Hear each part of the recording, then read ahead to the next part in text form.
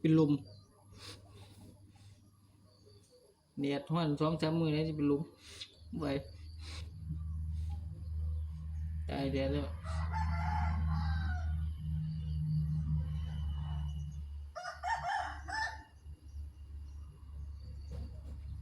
ลม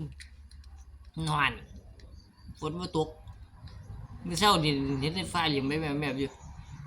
แก่ทั้งเดดอะโอ้แดดส่องยามมันคืออยู่ฝน5 มื้อ6 มื้อเลยเป็นอาทิตย์สงสัยสิเป็นอาทิตย์ฝนบ่ตก